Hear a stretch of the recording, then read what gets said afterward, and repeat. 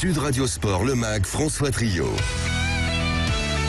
Bonsoir à tous et bonsoir à ceux qui nous rejoignent sur Sud Radio pour le MAG. D'abord, on est ensemble jusqu'à 23h avec à 21h05 le coup d'envoi du match Pau face au Stade Toulousain que nous suivons en intégralité sur Sud Radio. Et puis le MAG donc pour revenir d'abord sur le débrief de ce multi qui a été palpitant de cette troisième journée.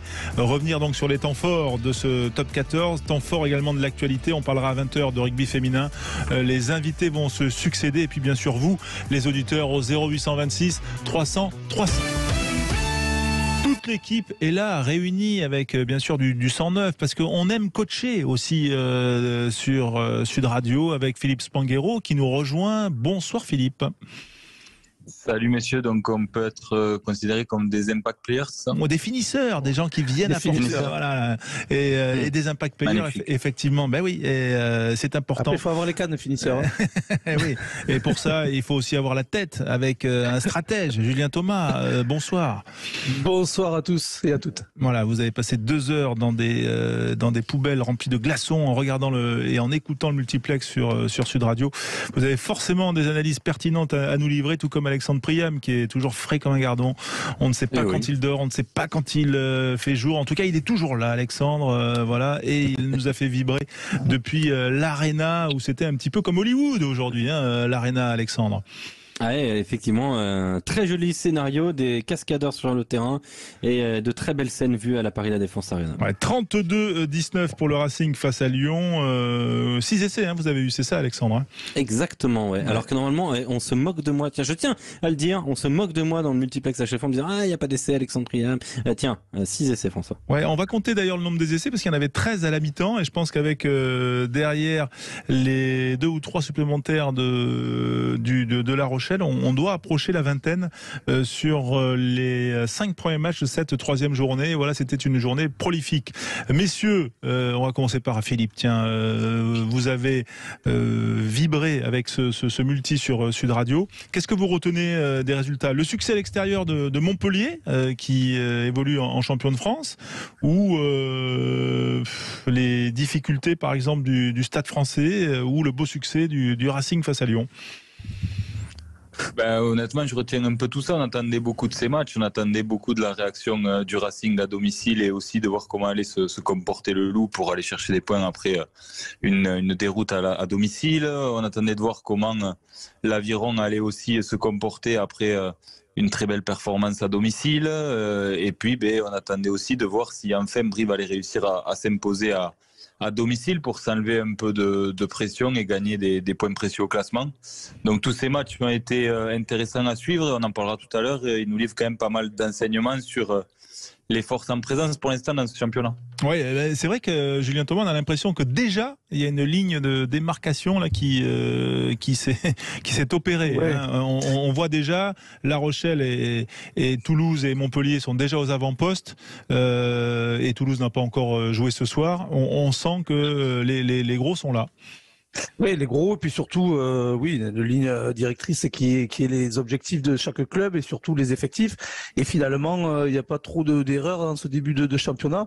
Pour revenir à la question, François, honnêtement, c'est quand même le match gagné à Brive parce que Brive avait perdu Lyon aussi, la première journée. Ouais. Deuxième match, ils en ont pris 40. Et puis là, deuxième match, ils sont allés gagner à Perpignan, à l'USAP avec le bonus. Je m'étais dit, là, ils vont essayer quand même là maintenant d'enchaîner à la maison pour leur deuxième match et finalement reperdu face aux champions de France qui me laissait quand même des questions du fait que reprise plus tard, le titre, peut-être se remettre au diapason pour l'avoir connu, des fois c'est une saison un peu compliquée après un titre.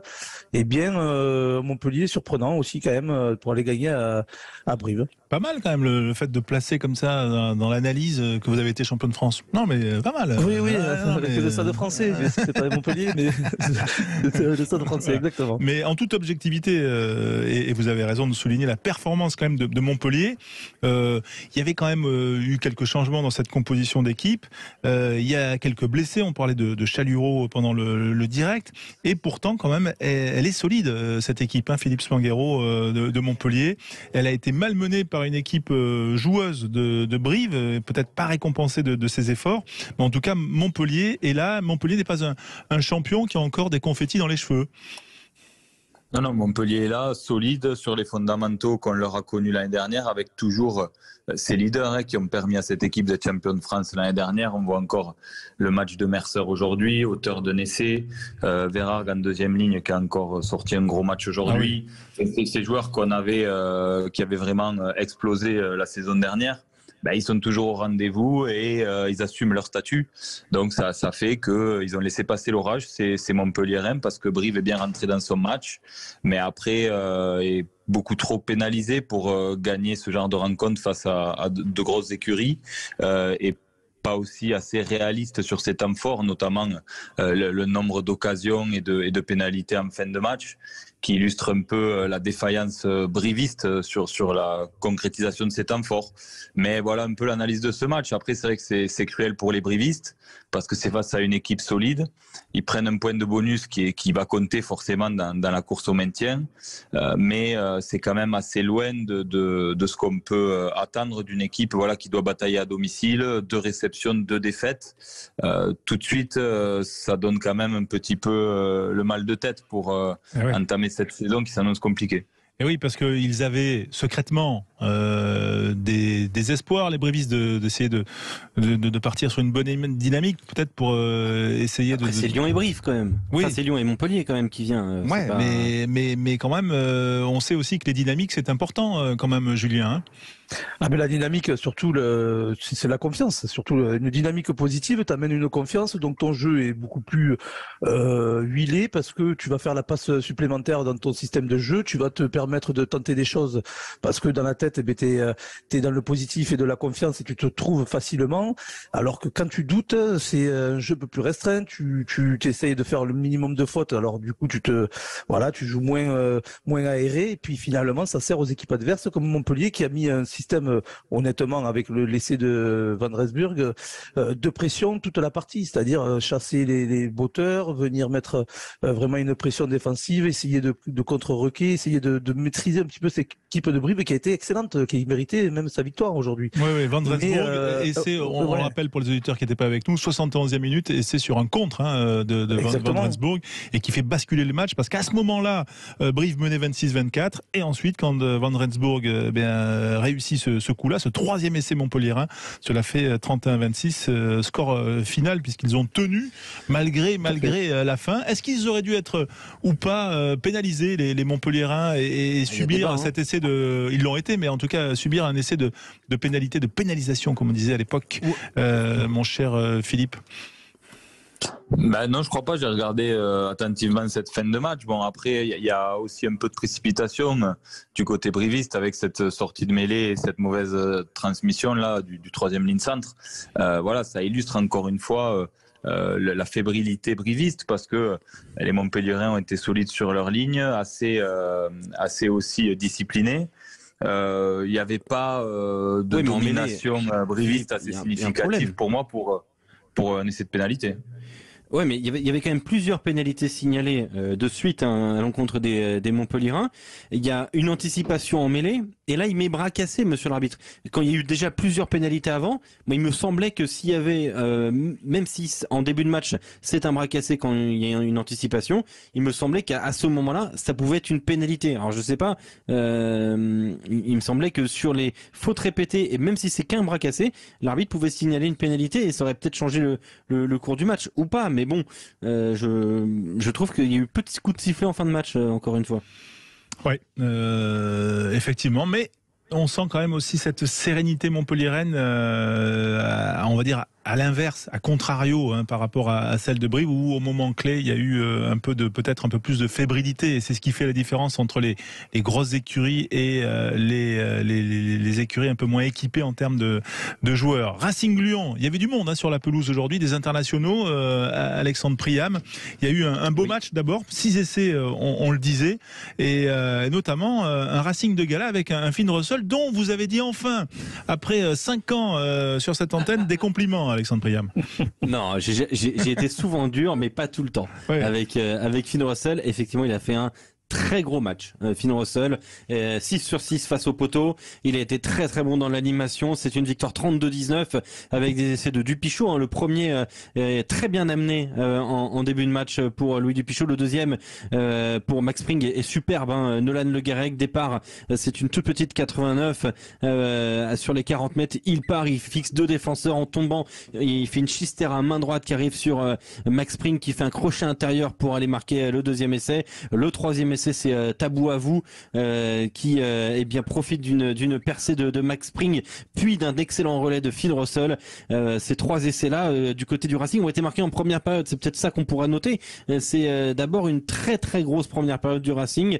Du côté de Lyon, il y a eu l'essai de Baptiste Couillou amené sur une très belle combinaison de David Niliashvili, puis l'essai de Mignot à la 59e avec le relais de Pélissier et le petit jeu par-dessus de Pélissier qui était très bien joué, l'essai de Yann Cretin à la 31e minute de jeu. Voilà pour signifier 3 essais de chaque côté et surtout un excellent Finn Russell. À noter la blessure de Romain Taofifénou a touché, il a dû aller en tribune. Même chose pour Nolan Le Guérec, touché au genou droit. Il faudra surveiller ça parce qu'il n'a pas pu revenir sur le terrain. Oui, c'est vrai, ça fait partie des signaux d'alarme de cette journée, effectivement les blessures de ces internationaux là. Un petit mot, Julien, Philippe, sur ce match, parole à Julien quand même, parce que, allez, notamment sur cet éclair là de Le Guérec. Oui. En plus, c'était le match dans le match. Il y avait quand même Baptiste Couillou en face et Le Guérec. Donc, c'était un duel quand même de Denis Mêlé. Et puis, sur pour notamment, peut-être les papiers équipe de France. Mais, on connaît tout son talent, Nolan Le Guérec. Il monte en puissance, il prend de la confiance. Notamment, ce qu'on parlait, juste le sujet d'avant, pardon. C'est que dès que tu commences à te mettre dans du positif et de la confiance, tu vas tenter. Et puis là, et en plus, avec un peu plus de talent que d'autres, tu peux te permettre de décanter des situations. Il a une analyse parfaite et je pense qu'il maîtrisait vraiment ce début de match avec le Racing. Il a eu malheureusement ce pépin au genou droit. J'espère que c'est pas trop grave pour lui. Mais Racing qui s'est fait remonter un petit peu par une équipe joueuse du Loup. Garba, c'est son ADN de toute façon maintenant. Il nous mettait aussi à Montpellier ce système qui est vraiment aéré. Maintenant, le Loup, il faut qu'il trouve l'alchimie de quand il faut savoir garder les ballons et non pas les tomber plus facilement peut-être et aller trop dans un rugby au bras. Oui, Philippe, sur ce match, Racing-Lyon. Le Racing se rassure par une victoire importante et puis aussi par la capacité à dérouler et à assumer son projet de jeu face à une grosse écurie. Après, le petit bémol, mais il ne faut pas être trop fine bouche parce qu'on sent que c'est un Racing qui se cherche un peu quand même en ce début de saison. C'est toujours le mal de cette équipe. Et depuis plus de 2 saisons maintenant, c'est cette baisse de régime en deuxième période, alors qui cette fois-ci, contrairement à d'autres matchs la saison dernière, leur a pas coûté cher. Mais on a senti quand même, au retour des vestiaires, un Racing beaucoup moins entreprenant et avec beaucoup moins de maîtrise. Voilà. Donc c'est le petit bémol, mais après, en effet, c'est un match abouti quand même du Racing, une grosse première période. Ils en avaient besoin, les Lyonnais venaient, on l'a dit, avec beaucoup d'intention pour se refaire après une défaite à domicile la semaine dernière. Donc c'est une victoire importante. Ouais. Et à noter la première de Saïli. Qui vient d'arriver et qui a joué. C'était un peu la surprise de la composition à la place de Clément Sac dans son registre. Très bon en défense. Il est coupé d'un carton jaune, toujours dans son registre. Très combatif, Francis Saïli en provenance du Biarritz Olympique. Il est le joker médical de Virimi Vakatawa. Oui, mais on a quand même vu aussi un bon Tabou à vous, voilà, oui, qui est très bon, 20 ans. Ouais, 20 ans, effectivement. Il nous rappelait un petit peu d'ailleurs Vakatawa, et il a été aussi, lui, auteur d'un essai. Vous parliez du Pichot, Spring Tabou à vous. Voilà les marqueurs du Racing. Les autres victoires, bon, on va en parler, mais vraiment, ça n'a pas marqué les annales. Celle du Stade Français, 26-16, celle de La Rochelle, plutôt en fin de match, même s'il y avait le bonus offensif avec 26-3 à la mi-temps, il y a eu au final 43-8 pour les Rochelais, mais en tout cas ce sont des matchs qui ne resteront pas dans les annales et sur lesquels nous ne reviendrons pas longuement. On va se retrouver dans quelques secondes pour aussi aborder les autres sujets de l'actualité avec le tour de table des invités de l'équipe de Sud Radio. Sud Radio. Sud Radio. Parlons vrai. Parlons vrai. Sud Radio. Parlons vrai. Sur mes cahiers d'écolier, sur mon pupitre et les arbres, sur le sable, sur Neige, j'écris ton nom. Seat Ibiza disponible sans apport et sans engagement à partir de 179 € par mois. C'est pas de toi, ça. Si, surtout la fin. Découvrez l'offre lors des journées portes ouvertes les 17 et 18 septembre. Seat Ibiza Copa MPI 80 chevaux, remise de 4 000 € déduite. LL du 37 mois et 30 000 km sous condition d'acceptation par Volkswagen Bank. Tout mois commencé et dû. Offre particulier sans engagement. Commande jusqu'au 31 octobre. Livraison avant 2023 selon stock. Conditions sur seat.fr. Pour les trajets courts, privilégiez la marche ou le vélo. Lidl, meilleure chaîne de magasins de l'année dans la catégorie fruits et légumes. Ah, le patron, je suis en colère. Rouge de colère, vraiment. Et la raison de ta colère? La raison? Mais le raisin noir, patron. En ce moment, chez Lidl, ils nous mettent la barquette de 500 grammes de raisin muscat Origine France à 1,99 €. 1,99 € la barquette de 500 grammes de raisin muscat? Eh oui, patron. Avec toi, il n'y a que des pépins, hein. On est mal. Lidl, le vrai prix des bonnes choses. 3,98 € le kilo, catégorie 1, variété muscat de Hambourg, Origine France. Plus d'informations sur Lidl.fr. C'est le mois du pouvoir d'achat chez Château d'Axe. Notre priorité, c'est avant tout votre plaisir. Les semaines spéciales pouvoir d'achat signées Château d'Axe. C'est le lancement de la nouvelle collection à des prix promotionnels. Château d'Axe, fabricant de salons depuis 1948. Du 25 août au 2 octobre 2022. Sud Radio Clermont-Ferrand. 88.1. Sud Radio. Oh, ma doudoune. Bah, qu'est-ce qui te prend, Seb, de me donner un surnom ridicule? Ah, moi, c'est Sonia. Ah non, mais moi je pensais juste à la doudoune The North Face que je viens d'acheter chez Sport 2000. Elle est tellement bien. Je préfère ça, mon doudou. Des prix tout doux pour l'opération Lifestyle chez Sport 2000. Jusqu'au 2 octobre, la doudoune homme The North Face est à 99,99 € au lieu de 150. Sport 2000. Ça match. Conditions et click and collect sur sport2000.fr. Quand vous achetez un paquet de pâtes, vous achetez aussi le paquet alors que vous ne mangez que les pâtes. Alors pourquoi vous achetez le paquet? Ça n'a pas de sens. Du 6 au 17 septembre, Biocop lance l'opération Vrac en fait. Profitez de 15% de réduction sur tous les produits Vrac. Comme ça, vous ne payez que ce que vous consommez vraiment. Bouygues, du bon sens et rien d'autre. Offre valable sur le vrac alimentaire et non alimentaire dans tous les magasins Biocop de France métropolitaine. Pour votre santé, limitez les aliments gras, salés, sucrés. Bouygues Télécom. Paul part vivre à Pau, où il a trouvé un super boulot. À présent, ce qu'il voudrait, c'est trouver une fibre puissante à un super prix pour son nouvel appartement. Eh bien, Paul, plus la peine de chercher. En ce moment, chez Bouygues Télécom, profitez du meilleur à la rentrée avec la fibre au prix exceptionnel de 9,99 € par mois pendant un an, puis 30,99 € par mois. N'attendez plus, ce sont les derniers jours. Rendez-vous vite en boutique Bouygues Télécom. Offre Bibox Fit soumise à condition sous réserve d'éligibilité et de raccordement. Engagement 12 mois. Renault. 2012, Renault invente la voiture électrique pour tous. Aujourd'hui, avec nouvelle Renault Mégane E-Tech 100% électrique, nous entrons dans une nouvelle ère. 220 chevaux, soit 160 kW, pour une sensation de conduite hors du commun et jusqu'à 470 km d'autonomie. Depuis toujours, Renault réinvente l'automobile. Découvrez le renouveau Renault pendant les journées portes ouvertes du 15 au 19 septembre et profitez d'une nouvelle Renault Mégane E-Tech 100% électrique. Voir conditions sur Renault.fr. Pour les trajets courts, privilégiez la marche ou le vélo. Sud Radio Sport, le MAG, François Trio.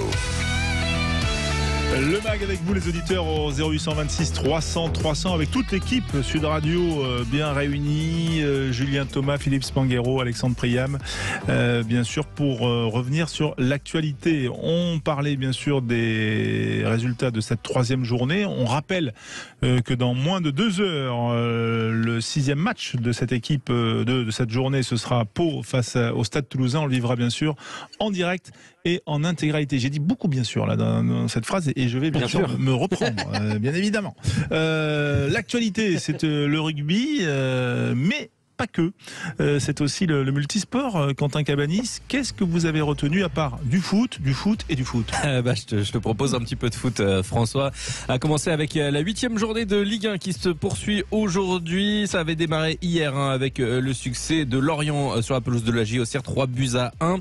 Aujourd'hui, 2 matchs au programme. Montpellier-Strasbourg qui s'est terminé avec un succès montpelliérain sur le score de 2-1 avec un but de Nordin et un but de Tavernier à la 95e minute sur penalty pour offrir la victoire montpelliéraine. C'était Diallo qui avait réduit l'écart à la 86e pour les Strasbourgeois. Ce soir, il y aura à 21h une rencontre entre Lille et Toulouse. Il y a de la Ligue 2 également au programme aujourd'hui avec Guingamp qui a battu Saint-Etienne 2-1. Bordeaux qui s'est imposé au bout du suspense face à Dijon 2-1 également grâce au but de la victoire de David Tajvili à la 87e minute.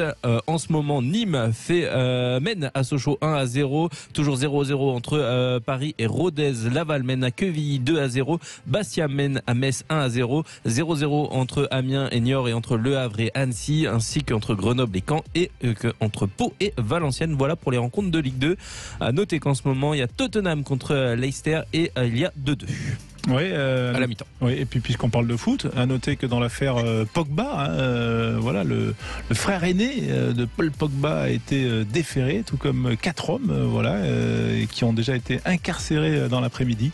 Voilà, on rappelle que cette tentative d'extorsion de fonds et de racket de plusieurs millions d'euros, un peu sordide, voilà, qui est en train de prendre un tour judiciaire. En tout cas, ça s'est passé cet après-midi. Voilà, on va pas non plus se lancer dans les faits divers autour du foot parce qu'il y en a beaucoup, foot féminin également. On n'a pas le temps. Voilà, ouais, et on n'a pas le temps parce qu'on aime parler de sport et également du tour de table de l'actualité. Tiens, on va donner la parole à Alex Priam. Voilà, parce que c'est un lien avec notre actualité directe. Ce sera demain soir.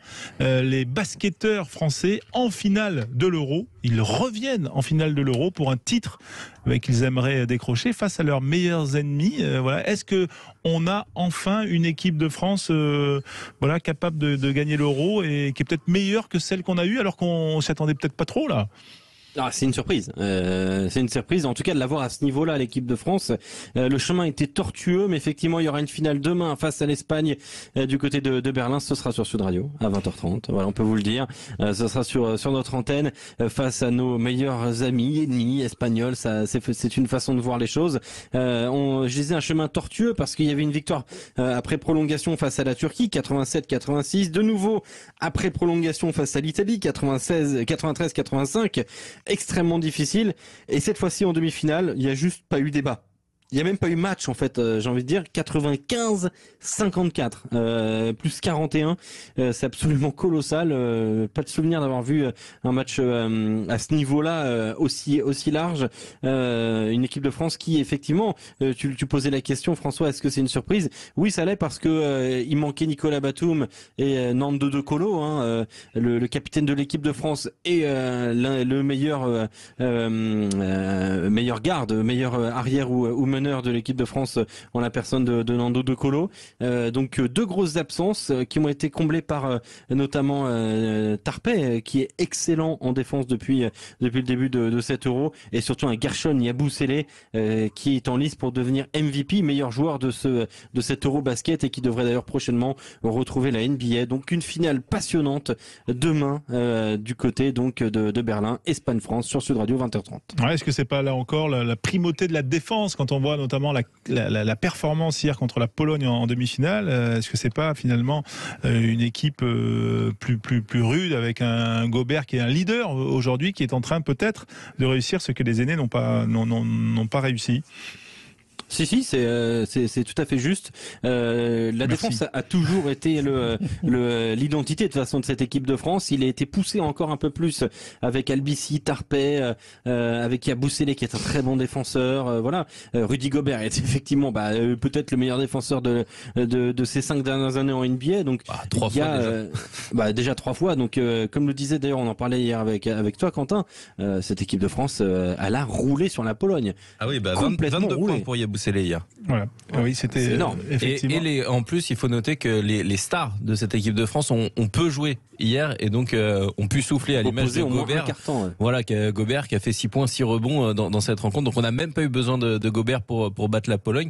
Et donc normalement nos stars vont être en forme pour affronter l'Espagne, qui eux ont dû se donner à l'image de Lorenzo Brown qui a marqué 29 points hier.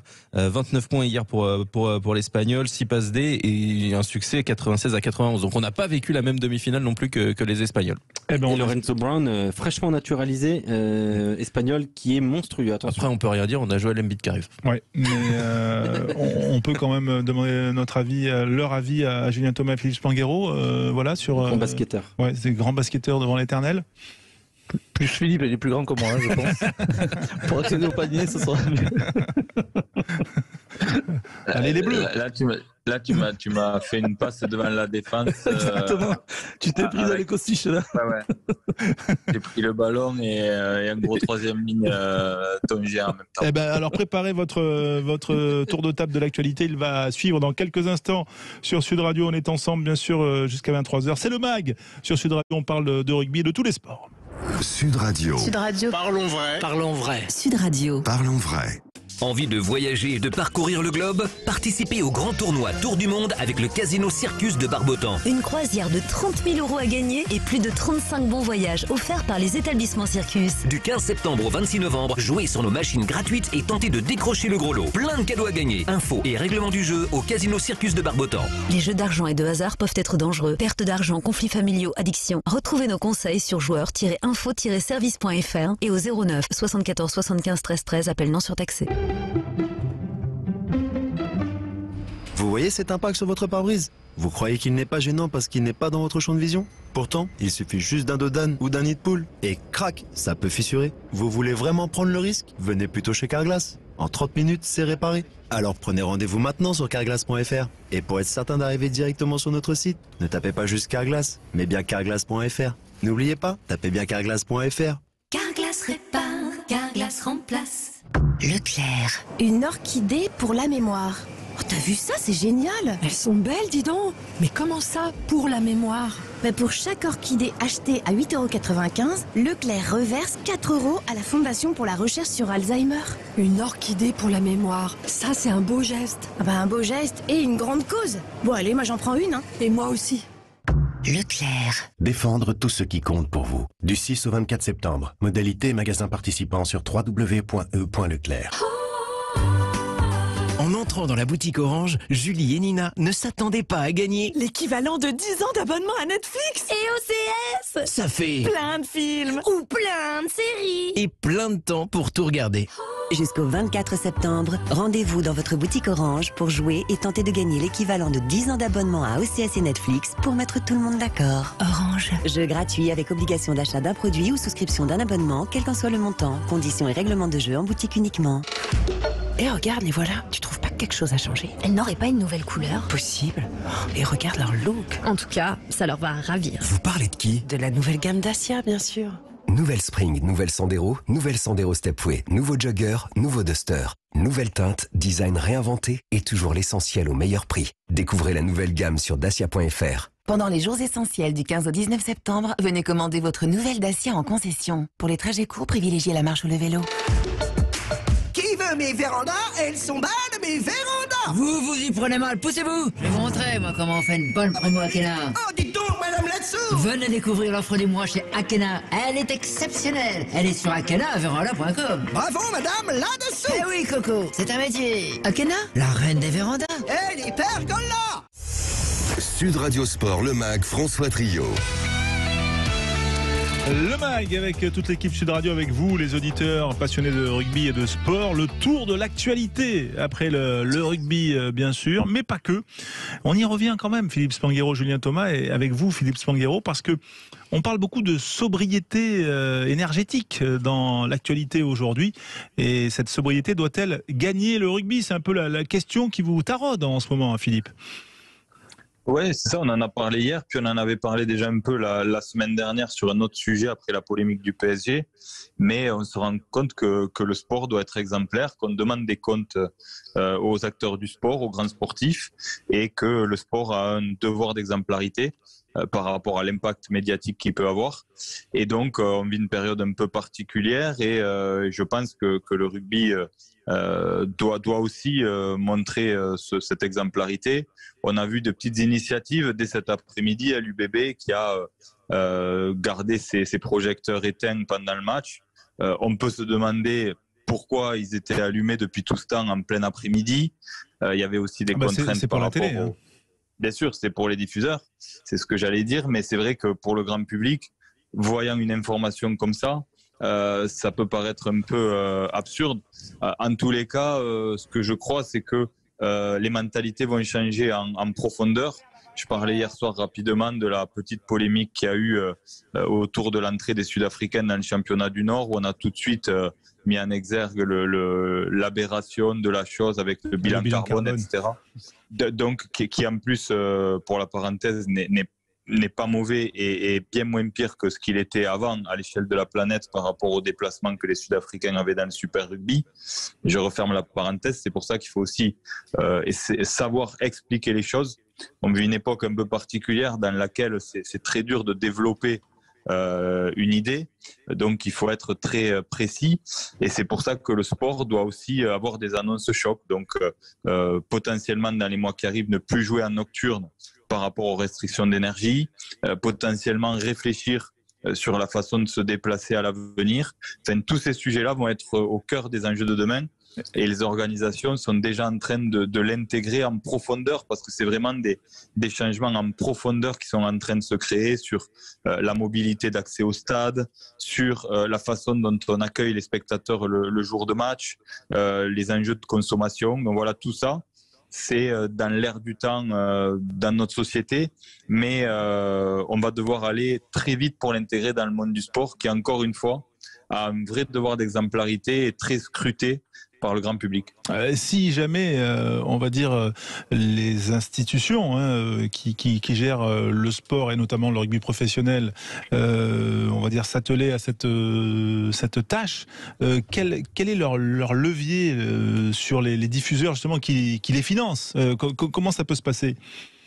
À mon avis, déjà, il peut y avoir une action à court terme qui oblige tout le monde à trouver des solutions. C'est la position du gouvernement.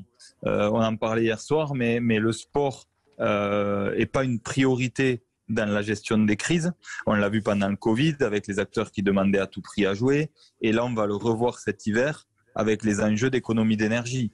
Donc si le gouvernement interdit les matchs en nocturne à grande échelle avec de nombreux matchs en même temps, forcément les diffuseurs seront obligés de se mettre autour de la table avec les organisateurs et les ayants droit pour trouver des solutions. Et peut-être que ça peut permettre, il faut toujours qu'il y ait quelque part une forme d'obligation pour obliger les gens à réfléchir un peu différemment. Parce qu'aujourd'hui, c'est vrai qu'il n'y a pas de raison de chambouler complètement nos formats.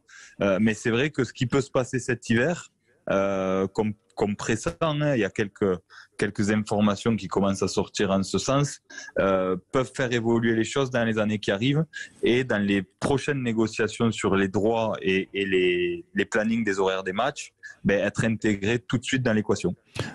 Juste l'avis de Julien Thomas quand même, vous qui avez été dans des staffs, puis joueur professionnel encore il n'y a pas longtemps, est-ce qu'on a conscience de ça quand on est, on va dire, la tête dans le guidon sur l'objectif sportif? Oui, on a conscience, parce que ça fait partie aussi du job, et c'est comme quand on allait devant vous, François, répondre alors que tu viens de prendre 40 grains, et répondre à la presse, et il y a une chaîne de télévision alors que t'as pas envie d'y aller, mais ça fait partie d'assumer ces rôles-là, et notamment avec des grands joueurs qui eux en plus sont vecteurs d'infos supplémentaires plus que d'autres. Ça en fait partie, donc c'est le métier, on va dire.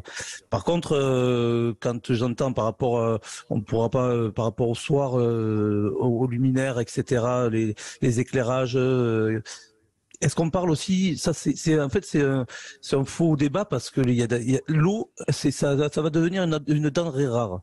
Et on arrose les terrains, des pelouses vertes, et on utilise. Il y a X choses à mettre en place. Il y a les pétroliers, il y a les avions. Et on nous parle de 4 néons qu'on pourrait mettre solaires presque. Alors oui, je veux une planète propre. Je veux que, bien sûr, ça soit mieux que la société actuelle. Mais j'ai l'impression qu'on nous emmène dans une orientation de 4 projecteurs pour cacher est-ce qu'on va pas les solariser, le reste. Dans ce cas-là, on met en place une norme pour le rugby professionnel en top 14 en Pro D2 avec des panneaux solaires pour alimenter ces projecteurs. Et dans ce cas-là, on est sur une énergie propre. Ouais, mais ça peut pas être fait en 6 mois, ça. Non, bien sûr, mais c'est ce que je disais. Tout va prendre un peu de temps. Par contre, ce qu'on attend du sport professionnel, c'est qu'ils amorcent le changement en profondeur. Donc, bien sûr que tout va prendre du temps pour être intégré dans les organisations. Mais là, il n'y a plus beaucoup de temps pour vraiment intégrer ça dans la façon de voir le sport dans les années qui arrivent. Je ne sais pas si vous avez entendu parler d'un club en Angleterre de foot qui s'appelle les Forest Green Rovers, que tout le monde est en train de prendre en exemple en ce moment, qui a été élu le club sportif le plus vert au monde. Et en fait, ce qui est intéressant à travers l'analyse de ce club, c'est qu'aujourd'hui, il refuse des sponsors, qu'il a un modèle économique exceptionnel, parce qu'aujourd'hui, son approche éco-responsable, elle séduit aussi les acteurs économiques. Et ça va être un enjeu important. C'est-à-dire qu'aujourd'hui, dans les entreprises aussi, notamment la nouvelle génération qui arrive, a une vision très claire sur le sujet et donc demande des comptes à leurs employeurs sur ce qu'ils font pour la planète, qui ils financent, à qui ils s'associent. Et de toute façon, les organisations sportives, elles seront obligées de changer en profondeur par l'avis du grand public et encore une fois le rôle d'exemplarité qu'elles ont à jouer, mais aussi parce que financièrement, pour continuer à attirer des partenaires, il faudra que les organisations montrent patte blanche sur leur vraie volonté de réduire leur empreinte carbone. Oui, en Ligue 1, Forest Green Rover. Troisième division, ouais, effectivement. Mais du coup, tu fais comment à la Paris La Défense Arena? Si tu attends les lumières. Oui. Mais Alexandre Prévost est là pour vous piéger, je vous le dis. Non, mais je... Maintenant, il ne peut pas s'ouvrir. Il y aura forcément des exceptions. Mais en tous les cas, je pense que le sujet peut arriver sur la table plus vite que prévu dès cet hiver. Oui. Et que la discussion avec le diffuseur va arriver. Et qu'ensuite, quand on aura instauré ça, ce sera assez difficile de faire marche arrière. Je pense que les matchs en nocturne deviendront assez exceptionnels. La Ligue 1 est, par sa programmation aujourd'hui, diurne, beaucoup. Il y a, je crois, qu'un match ou deux seulement en nocturne. Oui, tout à fait. Il y en a 3. Vendredi soir, samedi soir, dimanche soir, mais sinon, effectivement, c'est qu'en journée, François. Oui, effectivement, mais ça va être un débat intéressant pour peut-être clôturer le débat. Est-ce qu'il y a déjà, selon vous, en France et dans le top 14 ou la Pro D2, Philippe Songuero, des clubs qui sont en avance et des collectivités qui fonctionnent de pair avec ces clubs qui sont en avance? À la section.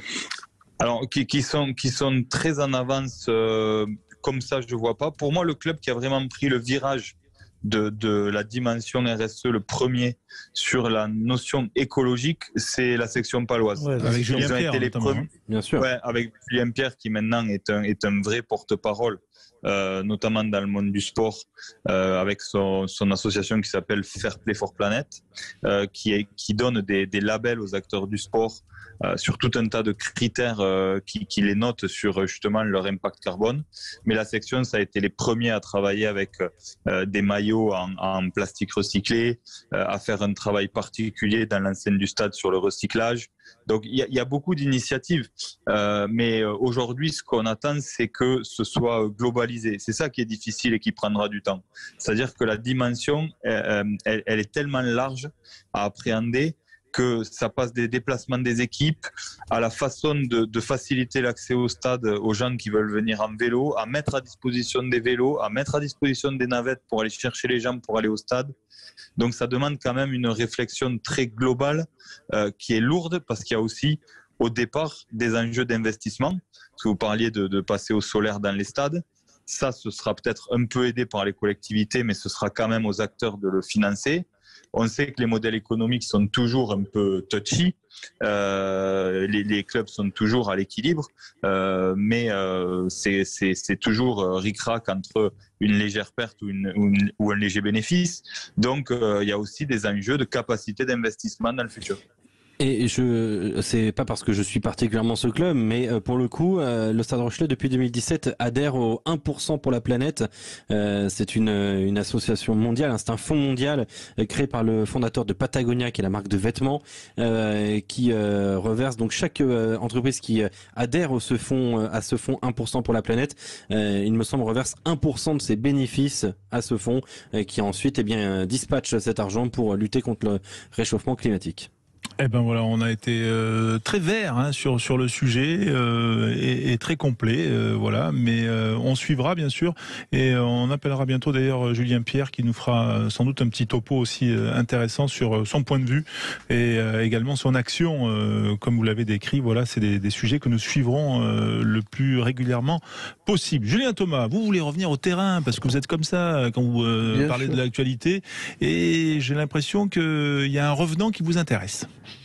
Oui, revenant, c'est Mathieu Bastaro. Donc voilà, c'est l'actualité pour moi de la semaine, du fait que je pensais que sa carrière était peut-être terminée avec cette rupture en novembre 2021. Il a eu la rupture des tendons quadricipitales de deux genoux.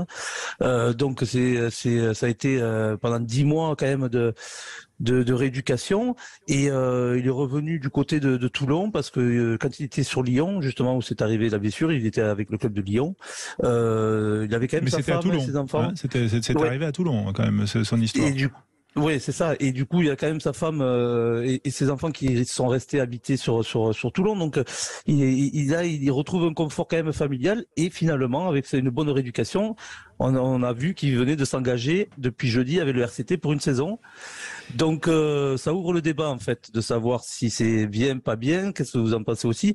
Mais quand même, pour un avis personnel, c'est quand même un joueur qui va amener, je pense, déjà son expérience. Il a fait toute la prépa à Tignes, etc. Avec l'équipe du RCT, bien sûr.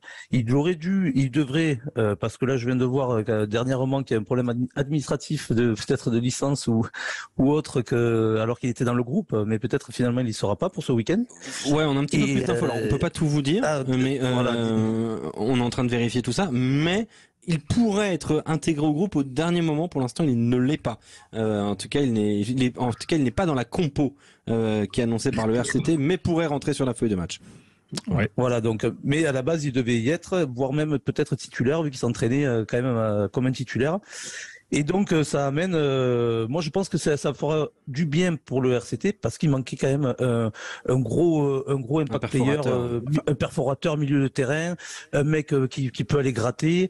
Il y avait eu Stéphane Hermitage à l'époque, il y avait eu et là il y a Facundo Isa qui est blessé, donc je pense qu'il peut amener un petit plus. Ouais, il peut amener la puissance et gratteur. On imagine quand même que le staff expérimenté du RCT l'a pas fait par hasard. On peut se poser quand même la question, nous en tant qu'observateur, c'est retrouvera-t-il son niveau, parce que c'est pas non plus quand on se fait les deux genoux comme il a eu Philippe Souanguero, c'est pas non plus on va dire que la rééducation est plus compliquée et on récupère pas non plus comme à 20 ans. Est-ce qu'il va retrouver son niveau selon vous?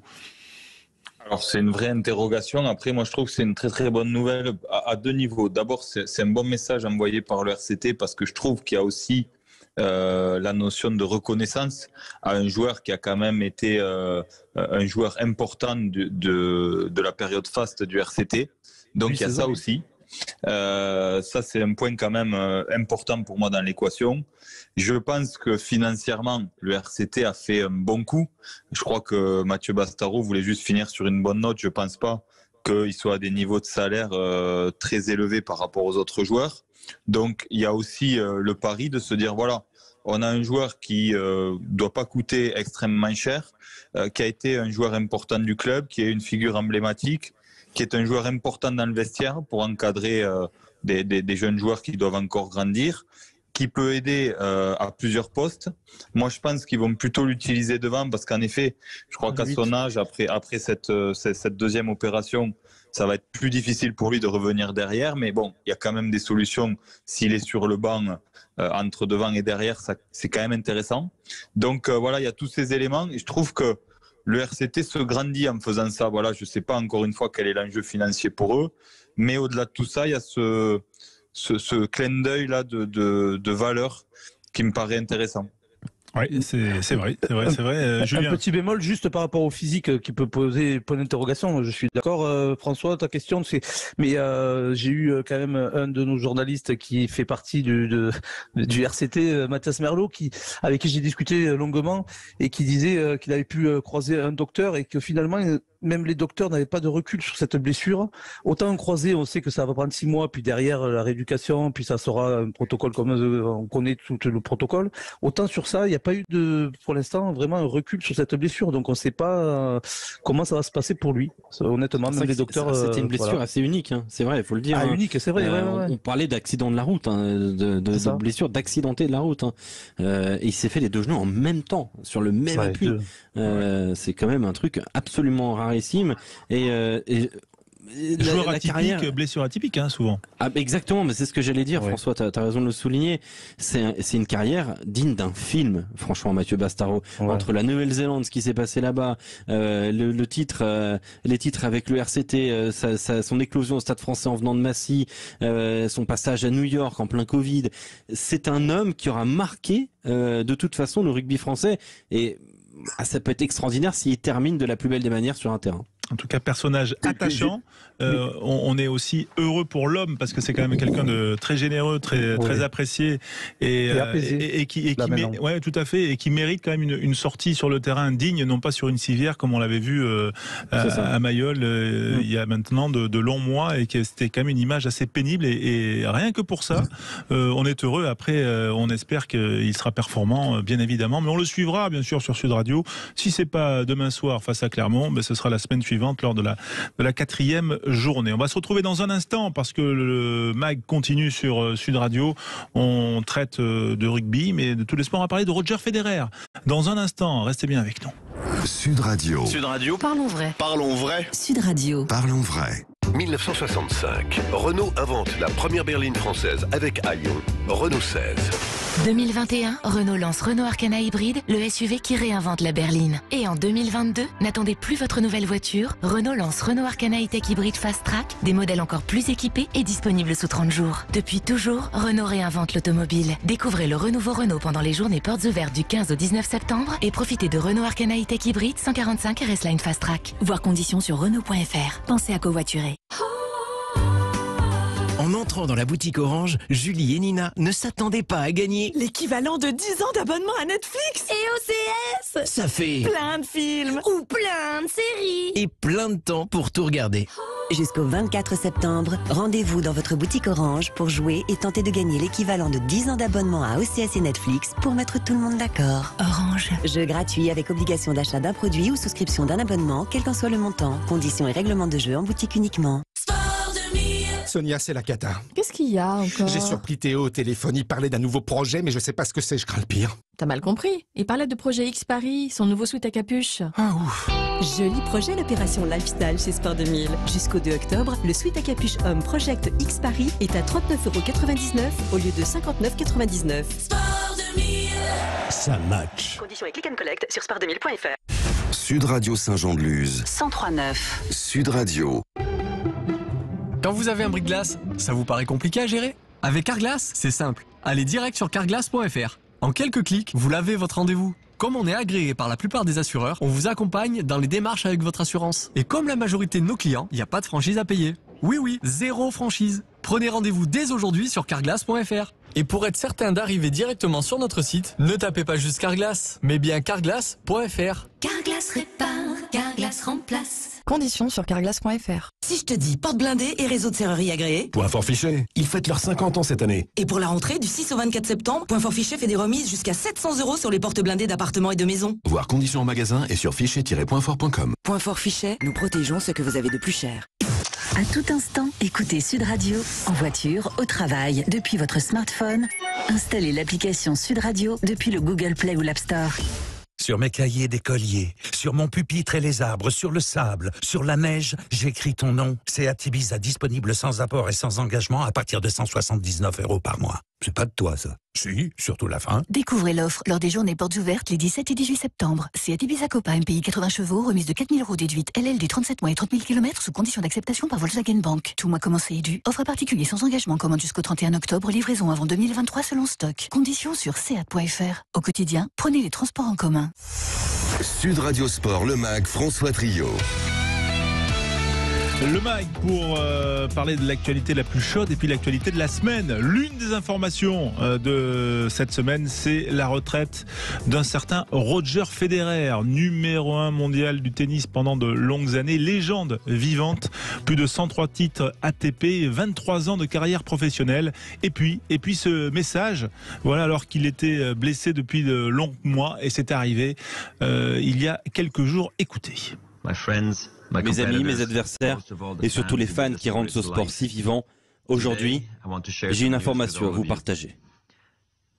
Comme beaucoup d'entre vous le savent, ces 3 dernières années m'ont challengé avec des blessures et des chirurgies. J'ai beaucoup travaillé pour revenir à une forme de haut niveau, à redevenir compétitif, mais aussi, je le sais, mon corps a ses limites. Et le message qu'il m'a transmis a été clair. J'ai 41 ans, j'ai joué plus de 1500 matchs en 24 ans sur le circuit. Le tennis m'a traité plus généreusement que je ne l'aurais jamais rêvé, et maintenant, je dois reconnaître que c'est la fin de ma carrière professionnelle. Ouais, on n'y croyait pas trop, Alexandre Priam, quand même, mais voilà, on avait toujours espoir qu'il fasse un dernier tour de piste, quand même. Comment vous avez vécu ça depuis votre retraite lointaine? J'ai été surpris. À la fois, je m'y attendais, on s'y attendait tous. On savait que Roger Federer allait bientôt terminer sa carrière, mais comme ça, sans un dernier grand tournoi, sans un dernier grand chelem notamment, ça m'a surpris. On pensait quand même qu'il ferait Wimbledon 2023, en gros, et qu'il aurait tiré sa révérence à Wimbledon, tournoi qu'il a remporté 8 fois. Ce que pourrait faire peut-être Nadal à la prochaine saison. On l'espère pas, hein, mais bien sûr. Mais voilà, Roger Federer, ça nous a tous un peu surpris. Et immédiatement, c'est quand même un symbole inouï de ces 20 dernières années du tennis. C'est une génération qui arrive à son terme, qu'il a incarné depuis 2002, depuis qu'il prend aussi cette place de numéro 1 mondial, qui tourmente Andy Roddick, notamment à Wimbledon. Nadal arrive, Djokovic débarque.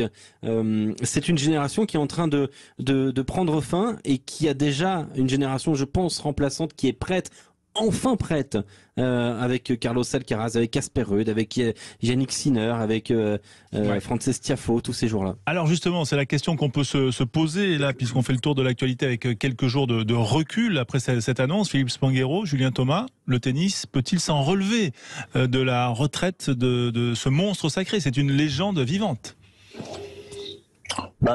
S'en relever, oui, de toute façon. Les meilleures choses ont une fin, et puis voilà, il faut juste savourer le fait de l'avoir vu sur les cours aussi longtemps. Et puis on en parlait la semaine dernière avant cette finale de l'US Open, il y a des joueurs très jeunes qui laissent augurer des très grandes carrières qui arrivent avec une maturité surprenante.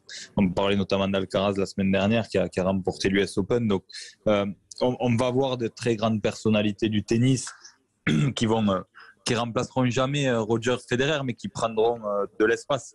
Voilà, après c'est vrai qu'on a eu de la chance de voir un joueur comme ça aussi longtemps évoluer, élégant jusqu'au bout, même dans la façon d'annoncer sa retraite. Enfin, je trouve c'est un modèle de communication, d'exemplarité, de comportement, de la conscience qu'il a toujours eue, du statut qu'il avait, de ce que ça représentait, de sobriété. Voilà, c'est le mot que je cherchais. Je pense que c'est ça qui résume assez bien ce paradoxe et ce déséquilibre entre l'impact qu'il avait et la sobriété qu'il a toujours eue. Et l'élégance stylistique, vous en pensez quoi, Julien, vous, quand même, parce que c'est bon, on n'a pas de qualificatif, légende, etc. Mais enfin, c'est une locomotive médiatique. D'ailleurs, quand on voit le traitement médiatique de sa retraite, c'est assez impressionnant. Alors pour la relève, je pense qu'il y aura du monde derrière. On en a parlé la semaine dernière, mais moi je me pose la question encore plus loin.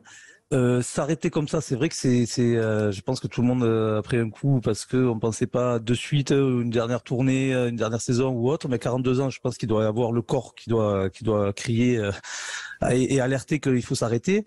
Il y a une chose, la famille aussi, mais c'est surtout, est-ce que c'est pas un côté médiatique, justement, business, et que un dernier retour dans quelques mois, une fois qu'il sera un peu reposé, qu'il aura mis de l'huile dans les articulations pour faire 2-3 grands matchs face au meilleur tennisman actuel et que ça fasse business. Sans pourparler. Il paraît que sans pourparler. C'est une question, j'ouvre le débat, je sais pas.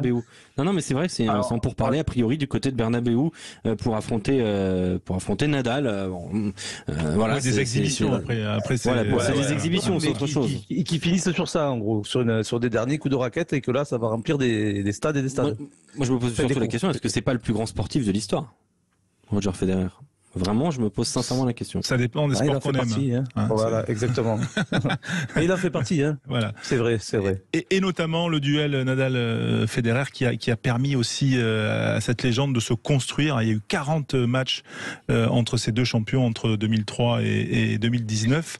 Et c'est ce qui a expliqué aussi des matchs légendaires, ce qui a expliqué aussi cette légende qui s'est formée, leur amitié également, au-delà de la rivalité. On va se retrouver dans un instant. L'actualité continue dans le MAG sur Sud Radio. Remercier peut-être Julien Thomas d'avoir été avec nous, accueillir Olivier Magne bien sûr, et puis filer vers le match Pau-Toulouse dans un instant. Bonne soirée. Sud Radio. Parlons vrai. Sud Radio. Sud Radio. Parlons vrai. Vous n'avez pas idée du nombre d'idées reçues. Que les poissons rouges n'ont pas de mémoire, l'idée reçue que la mer est bleue, ou que les Français portent tous des bérets. Non mais franchement, est-ce que j'ai une tête à porter un béret? Bref, une idée reçue, c'est une idée toute faite. Nissan va bousculer vos idées reçues sur l'hybride. Pendant les portes ouvertes du 16 au 18 septembre, venez essayer le nouveau Juke hybride. Économie de carburant, design audacieux et conduite dynamique vont vous surprendre. Nissan. Économie cycle mixte par rapport à un Juke non hybride. Pour les trajets courts, privilégiez la marche ou le vélo. Le Festival du Verbe au féminin, samedi 17 et dimanche 18 septembre avec Sud Radio. Amis du Verbe, de la chanson et de la poésie. Entre amis, en famille, venez chanter, jouer des mots dans un concours de poèmes courts et profiter d'un joyau de la nature du Comminges. Avec cette année, Diane Tell, Nina Guern des Cats and Trees, Yolande Moreau, Hervé Subiette chante Anne Sylvestre et bien d'autres invités. Le Festival du Verbe au féminin, les 17 et 18 septembre, à Martres-Tolosane, entre la gare et la Garonne, au camping du Moulin, à une demi-heure de Toulouse. Un événement gratuit avec Sud Radio. Info, lesamisduverbe.org. Leclerc. Le goût du frais, ça se défend tous les jours. Ma mère m'a fait une de ses tartes. Laisse-moi deviner, une tarte aux poires? Comment tu sais? Simplement que chez Leclerc, les poires Origine France et trop bonnes sont à 1,39€ le kilo. Et que ta mère fait ses courses chez Leclerc. 1,39€ le kilo? Je vais en prendre aussi. T'as raison, faut toujours écouter sa maman. Tout ce qui compte pour vous existe à prix Leclerc. Du 16 au 18 septembre, variété Guyot calibre 65-70 mm, catégorie 1, modalité magasin participant sur www.e.leclerc. Sud Radio Dax. 102. Sud Radio. Cerise de Groupama partage avec nous les nouvelles qui font du bien. Valérie, j'ai une bonne nouvelle. Ça tombe bien, Cerise. Je viens d'apprendre que ma complémentaire santé allait augmenter. Justement, saviez-vous qu'en rejoignant Groupama, vous pourriez économiser en moyenne 335 € sur votre contrat santé? Ça va tout de suite mieux, Cerise. Et en ce moment, bénéficiez de 150 € offerts pour toute nouvelle souscription. Groupama, la vraie vie s'assure ici. Économie moyenne déclarée à garantie équivalente par des clients ayant souscrit en 2021. Étude Ipsos 2021. Offre soumise à condition. Plus d'infos sur groupama.fr. C'est le mois du pouvoir d'achat chez Château Dax. Notre priorité, c'est avant tout votre plaisir. Les semaines spéciales pouvoir d'achat signées Château Dax. C'est le lancement de la nouvelle collection à des prix promotionnels. Château Dax, fabricant de salons depuis 1948. Du 25 août au 2 octobre 2022. Ok chérie, alors l'avantage avec l'Opel Corsa, c'est le design affirmé. Pareil pour la Corsa électrique. Il y a aussi le confort premium. Pareil pour l'électrique. Le plaisir de conduire. Pareil. Et le prix, 139 € par mois. Encore pareil. On va jamais réussir à choisir. En septembre, pendant les portes ouvertes Opel, profitez des offres sans pareil, électrique ou essence. Opel Corsa ou Corsa e-Edition à partir de 139 € par mois. LLD 36 ou 48 mois avec apport de 3600 ou 2300 € selon version. Valable jusqu'au 30 septembre sous condition de reprise. Détails sur opel.fr. Pensez à covoiturer. 20h à l'écoute de Sud Radio. Parlons vrai. vrai. On parle vrai en continuant de parler sport jusqu'à 23h. Dans une heure, Pau-Toulouse, la suite de la 3e journée du top 14. Dans un instant, on va parler de la Coupe du Monde féminine de rugby qui approche. Et tout de suite, un point sur l'actualité. Marion Cazeneuve, bonsoir. Bonsoir à tous. Le trafic aérien a pu reprendre en Guadeloupe. L'île antillaise a été paralysée plusieurs heures par la tempête tropicale Fiona qui a fait un mort. La victime est un quinquagénaire qui a été emporté par les flots avec sa maison.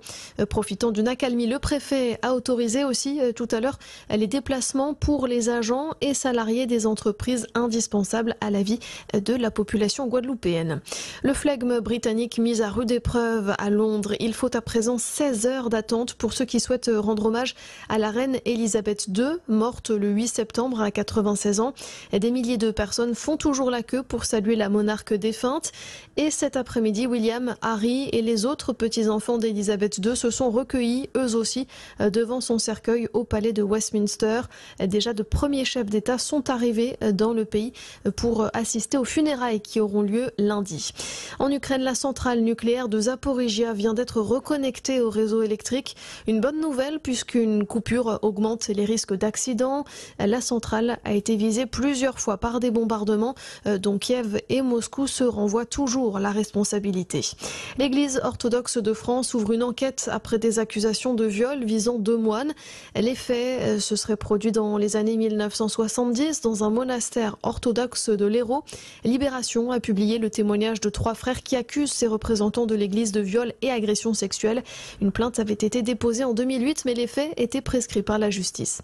La saison de la chasse débute demain dans la plupart des départements français. Elle se terminera en février ou en mars selon les endroits. Les promeneurs doivent donc être prudents. Ils peuvent aller se renseigner auprès de l'Office national des forêts pour connaître les secteurs à éviter. Enfin, un mot de football pour finir. 8e journée de Ligue 1 ce week-end. Montpellier a battu Strasbourg 2-1 tout à l'heure. Ce soir, Lille reçoit sur sa pelouse Toulouse. Très bonne soirée à tous. Sud Radio Sport, le MAG, François Trio. Le match Sud Radio et Toulouse qui se déplace à Pau. C'est du rugby, c'est du top 14. La suite de la 3e journée. On va en parler dans un instant. On parlera également avec Thomas Darac, notre invité de la Coupe du Monde féminine. Petit détour par le hameau qui affichera complet ce soir. Bonsoir Pierre-Maël Tisnès pour recevoir l'Ogre toulousain. Exactement, bonsoir François, bonsoir à toutes et à tous. 14 450, allez, des brouettes, personnes présentes ce soir, effectivement au stade du Hameau. Match à guichet fermé pour recevoir le leader du top 14, le stade toulousain. Oui, avec des nouveaux joueurs qu'on découvrira, notamment Capozzo, il y aura aussi Retière, il y aura, on l'avait déjà vu Retière avec son nouveau club. En tout cas, il y a des visages intéressants à découvrir côté toulousain. Ouais, côté toulousain, effectivement. Côté palois aussi, on suivra notamment Émilien Gailleton. Ça vous dit quelque chose ce nom, François ? Ah oui, bien sûr. 19 ans seulement et ce sera sa première cape titulaire ce soir face au stade toulousain et ce sera côté palois. Il y aura pas mal de changements, hein. On sent que le staff palois a besoin de faire tourner puisqu'on était à 8 changements entre le premier et le deuxième match côté section. On est à 7 changements entre le deuxième et le troisième, donc il y a quelques réglages encore à faire du côté palois. Voilà le beau travail de Sébastien Piqueronis avec la section paloise, ancien cadre technique de la fédération. On va justement accueillir un de ses anciens collègues, on peut le dire. C'est Thomas Darac qui est avec nous, le sélectionneur du 15 de France féminin. Bonsoir Thomas. Bonsoir à toutes, bonsoir à tous. Bonsoir. On est très heureux de vous avoir avec nous sur Sud Radio, la radio du rugby, parce que c'est vrai que dans quelques jours, vous allez décoller pour la Nouvelle-Zélande et vous abordez là ce jour, ce samedi. C'est un peu le coup d'envoi de cette dernière ligne droite, Thomas Darac. Ben oui, tu auras une dernière ligne droite avec un dernier stage avant de s'envoler pour la Nouvelle-Zélande. Donc ça nous permet de se retrouver avec les 32 joueuses que j'ai listé pour pouvoir partir en Nouvelle-Zélande. Voilà, avec Olivier Magne également qui est à nos côtés, Philippe Spanghero, l'équipe Sud Radio bien réunie, Alexandre Priam également. Vos questions pour le sélectionneur du 15 féminin. Vous avez réduit votre groupe 38 à 32 et donc vous reprenez aujourd'hui, Thomas, avec vos joueuses. Est-ce que c'est un soulagement là d'avoir rétréci le groupe ? Un soulagement, non, c'est un passage obligé. On a travaillé longtemps avec un groupe A38 et pour se permettre d'avoir un maximum de séquences en opposition et de travailler régulièrement en 15 contre 15. Après, l'obligation de passer à 32 fait que voilà, il fallait basculer. Maintenant, c'est fait et on part vraiment dans le groupe qui va débuter la Coupe du Monde dans quelques jours. Oui, le premier match, ça sera le 8 octobre face à l'Afrique du Sud. Ça sera à l'Eden Park. Voilà, on espère que ça fasse le plein aussi, comme le Hameau le fera ce soir en top 14. Il y aura une effervescence particulière parce que ça va être la première Coupe du Monde dans l'hémisphère sud, Thomas Darac. Oui, c'est la première compétition mondiale dans l'hémisphère sud côté féminin et puis bien sûr chez les Néo-Zélandais et Néo-Zélandaises surtout qui, à l'instar des garçons, ont glané plusieurs fois la couronne mondiale. Donc voilà, on sent une effervescence en Nouvelle-Zélande et on sait que voilà, ça va être une compétition qui va être dense et avec beaucoup d'environnement et des supporters présents. Eh ben on l'espère. Question d'Alexandre Priam pour Thomas Darac, le sélectionneur du 15 de France féminin. Thomas, sur cette liste des 32, quel adjectif donner un peu à votre liste, je vous fais travailler, avec les absences de Forlani, de Boujard, de Banet, mais la sélection de Johanna Griset, est-ce qu'on est sur de la continuité, sur du renouveau, sur de la rupture? Quelle est l'idée globale de cette liste? Non, il n'y a pas de rupture. Simplement, comme toute liste préparation Coupe du Monde, on a misé sur la compétitivité des joueuses, sur un équilibre bien sûr avant 3 quarts aussi, un équilibre par rapport à nos lignes. Et non, il n'y a pas de rupture. Voilà, c'est un choix sportif par rapport à cette liste, mais non, pas de rupture. La continuité dans le projet est simplement de sortir la liste la plus équilibrée, à la fois sur les postes, mais aussi dans le niveau de compétitivité et dans la connexion qu'il y a entre les différentes joueuses. La connexion aussi, avec quand même la surprise de Johanna Griset qui était on va dire fêtée on va dire avec l'équipe de France à 7 au Cap le week-end dernier et qui va découvrir le 15 finalement avec vous. Oui, moi j'ai la chance de connaître Johanna Griset depuis plusieurs saisons pour avoir été entraîneur aussi avec les équipes de France à 7 féminines. Donc voilà, Johanna Griset, ça fait plusieurs saisons. Aujourd'hui, elle a vraiment fait une énorme saison avec l'équipe de France à 7 et dans le profil de joueuses en capacité de gagner des duels, d'être capable de marquer des essais de très loin par sa vitesse et par son niveau d'engagement. Voilà, c'est un profil qui aujourd'hui, par rapport à son niveau de performance, semble important d'inscrire dans cette liste. Peut-être Olivier Magne qui était avec nous, Philippe Sanguero, peut-être une question pour Thomas Darac, parce que c'est vrai que c'est cette Coupe du Monde qu'on va suivre. Ouais, bonjour François, bonjour Alexandre, salut Thomas. Salut. Thomas, c'est vrai que ces derniers mois avec l'équipe de France féminine, il y a quand même eu quelques remous en interne. Est-ce que tout est effacé? Est-ce que tous ces petits problèmes qui ont quand même un petit peu mis de la difficulté dans la préparation de cette équipe, est-ce que tout est effacé ou il y a encore quand même quelques restes et tu travailles dessus pour essayer de régler encore des petits soucis par rapport à des problèmes de comportement ou des choses qui pourraient nuire à la performance de cette équipe sur la Coupe du Monde? Aujourd'hui, oui, bien sûr, il y a eu pas mal de bouleversements dans ce staff. La volonté, bien sûr, c'est comme chaque humain, il y a toujours un deuil à faire par rapport à des changements.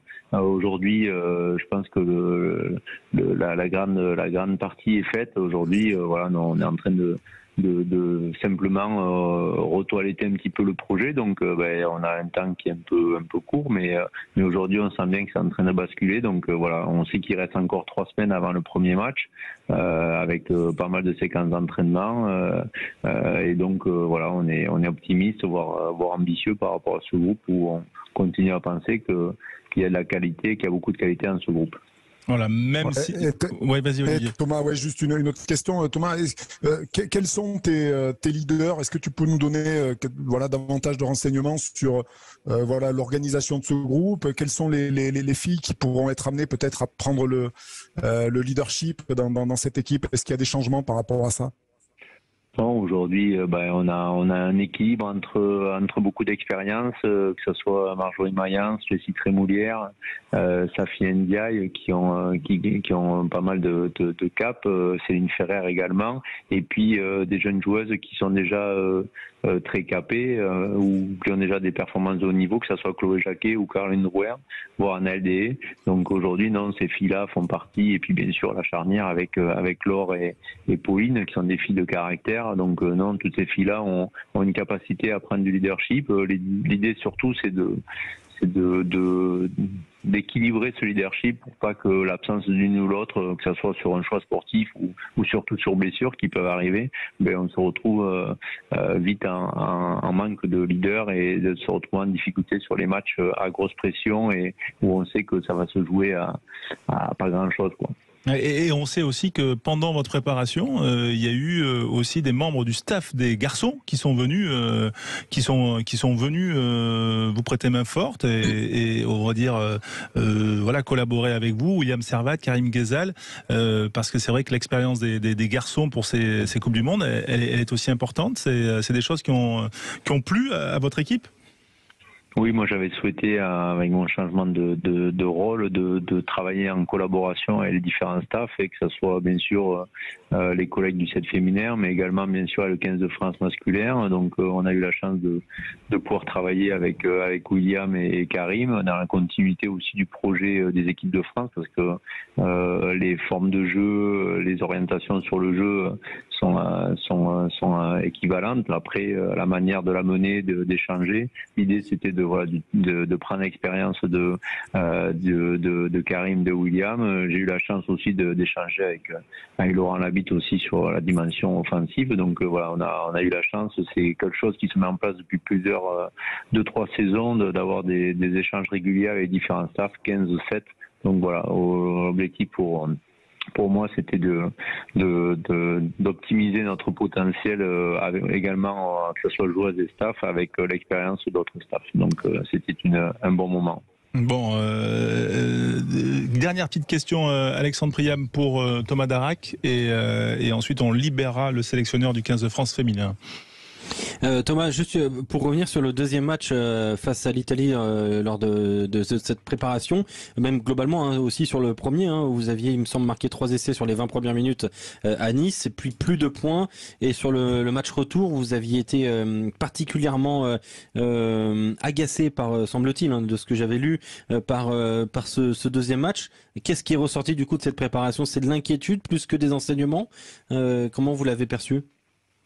C'est un peu de frustration entre ce qu'on est capable de mettre en place à l'entraînement et l'intensité qu'on a pu mettre. Là, sur le deuxième match, plus précisément, c'est vraiment ce déficit d'engagement lié à certainement plusieurs facteurs. Peut-être l'annonce régulièrement émise par les filles, l'annonce du groupe de lendemain qui a pas mal stressé le groupe par rapport à ce deuxième match, mais clairement un manque d'engagement et puis une difficulté à conserver une certaine maîtrise sur la durée. Voilà, on a été vite déstabilisé sur ce deuxième match par rapport à 2 actions où on donne des points rapidement, et derrière on a manqué de caractère, et là-dessus on a travaillé dans la semaine, et puis on va travailler pendant ce stage-là avec les leaders pour trouver les solutions à cet échec. Eh ben, on le souhaite en tout cas, et bien sûr on suivra ça sur Sud Radio, cette Coupe du Monde féminine, votre préparation et le rugby féminin d'une manière plus générale. Merci Thomas Darac d'avoir été avec nous en direct sur Sud Radio, et bonne reprise de préparation, ce dernier stage à Marcoussis avant de s'envoler pour la Nouvelle-Zélande. On va se retrouver dans un instant. Ben non, bien sûr, on est bien là. Tiens, Olivier Magne et Philippe Spanghero. On peut donner la liste. On peut donner le groupe de l'équipe de France très rapidement. Angleterre, France, Afrique du Sud, Fidji, avec un format particulier, François, puisque il y aura donc il y a 3 poules. 3 poules.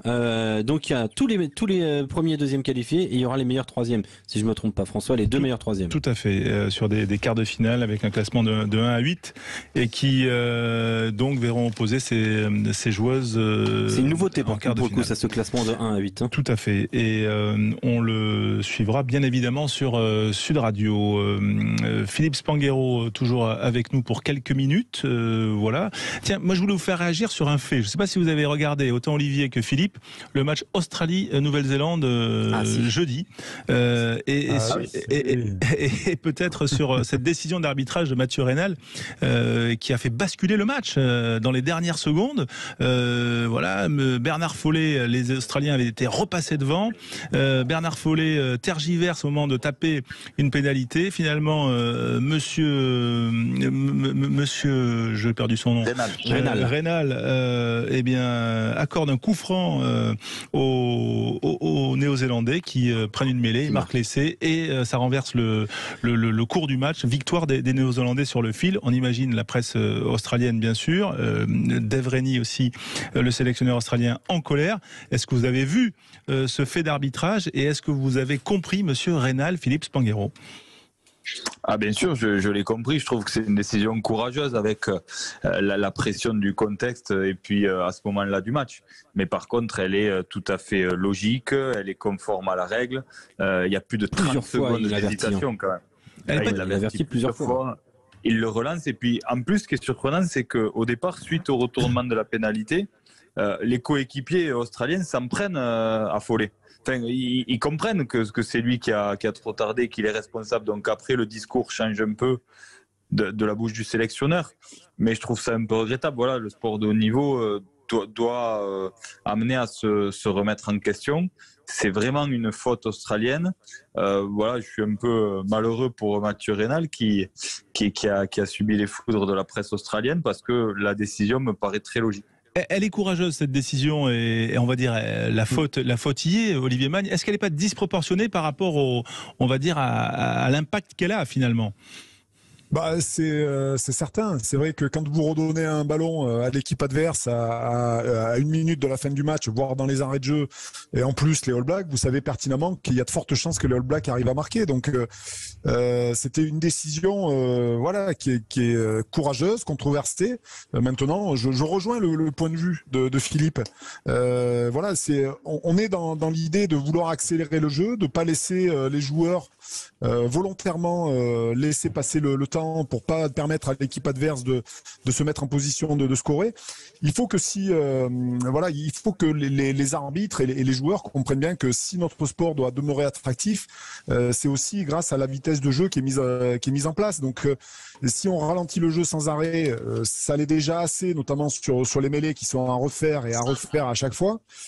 Si en plus les joueurs prennent le temps sur les pénalités de laisser le chronomètre et le temps s'écouler, à un moment-là c'est plus possible. Donc courageuse, cette décision elle est courageuse. Maintenant c'est vrai qu'il y a quand même c'est une première, on va dire que c'est une première et je pense que monsieur Reynal va peut-être en faire les frais.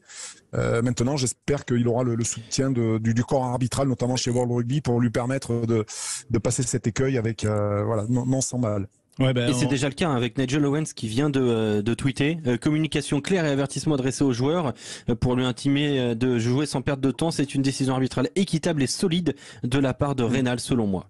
Voilà, merci messieurs et notamment Philippe Spanghero pour votre point de vue. Philippe, on va vous libérer parce que voilà, vous avez aussi une vie, hein, c'est ça, c'est normal. La team Sud Radio a une vie. Ouais, mais pour tout vous dire, je vous quitte, je profite je m'offre une parenthèse de promotion parce que je dois vous quitter pour aller accompagner une association qui me tient à cœur qui s'appelle les Rubies, qui a été montée par une dame très courageuse à Toulouse et qui crée des sections rugby un peu partout en France associées à des clubs et qui permettent aux dames et aux femmes en chimio de continuer à pratiquer une activité sportive à travers le rugby exclusivement.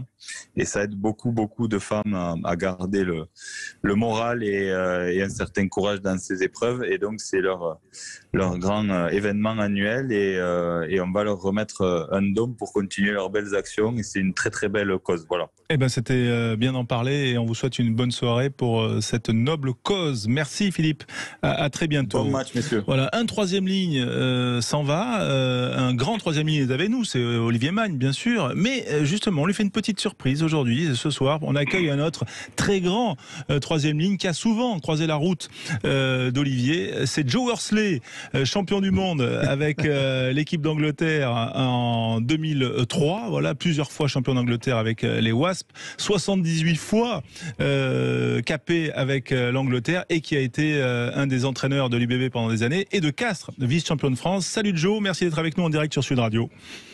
Bonsoir. Merci. Voilà. Alors, moi, je l'ai appris en fait en essayant de te joindre. On va tutoyer Joe parce que le you chez vous, c'est aussi c'est d'abord un tu. Mais voilà, tu étais jusqu'à la finale du championnat avec Castres et depuis, tu as choisi de prendre une autre direction. Oui. Parce que quelque chose dans la vie privée. J'ai pris une année, j'ai fait un master cette année. D'accord. J'ai quelque chose. Je dois aller en Angleterre un petit peu plus souvent donc, que l'année dernière. Donc, c'était pas possible, malheureusement, continuer à Castres parce que après l'année dernière, c'était une année très bien, mais après le final, tout le monde était un peu énervé avec notre présentation dans le final. Donc, mais bon, voilà. J'ai pris une année sans travail, mais master, ça c'est assez de travail pour moi. Voilà, dans une université anglaise ? Oui, mais c'est online, donc je peux le faire n'importe où. D'accord. Voilà, Joe Worsley, vous avez passé combien de temps en France ? Quasiment une dizaine d'années, là, 8 ans peut-être. Ouais, c'est vrai, c'était 10 ans. Ouais, voilà, d'où ce français parfait, voilà. Olivier Magne, ça vous dit quelque chose ? C'est l'un des consultants Sud Radio, Joe. Alors Olivier, parce que effectivement depuis on a joué, mais parfois il a fait de très bonnes choses contre l'équipe d'Angleterre.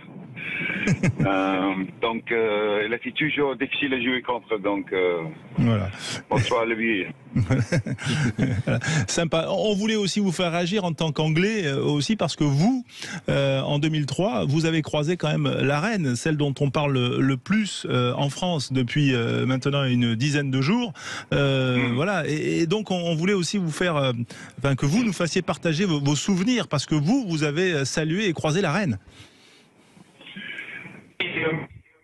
Elle était spéciale, donc c'est pas tout le monde ici, et tout le monde en Angleterre, ils sont très tristes maintenant parce qu'elle était bonne, elle était très bonne. Même vie, elle était bien, elle a bien parlé, elle a connu un petit peu de choses au propos de rugby, donc elle était capable de parler de beaucoup de l'équipe. Non, c'est vraiment, elle était top, donc c'est dommage, mais alors, voilà, on vous entend un peu moins bien là, Joe, parce que peut-être le réseau nous joue des tours.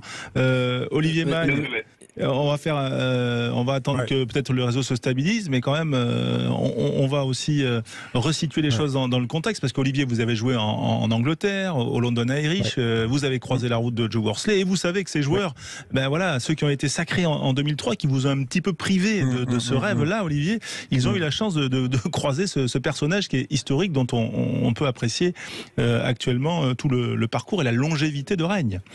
Oui, bien sûr. Et quand on connaît évidemment la famille royale et son intérêt pour le sport, hein, comme tous les Anglais d'ailleurs. Hein. C'est vrai qu'il y a quand même un attrait pour le rugby qui est un sport évidemment national puisque c'est eux qui l'ont inventé.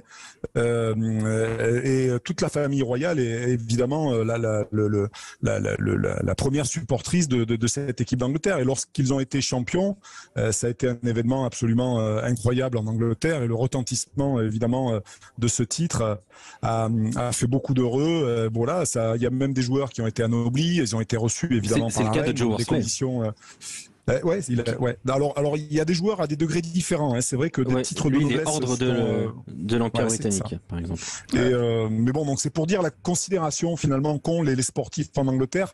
Et voilà. Et pour terminer, c'est vrai que j'ai pu m'en apercevoir quand j'ai joué là-bas que les Anglais sont vraiment des fans de sport et considèrent le sportif vraiment à un niveau qu'on n'imagine pas en France. Et voilà, c'est vraiment agréable en tout cas de faire du sport en Angleterre.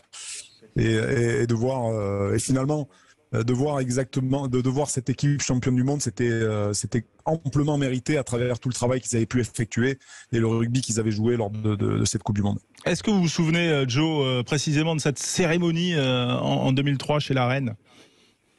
Oui, c'est difficile à oublier parce que bon, on a fait un tour de Londres avec, je pense, on avait un million de gens dans la rue, donc c'était spécial. Et après ça, on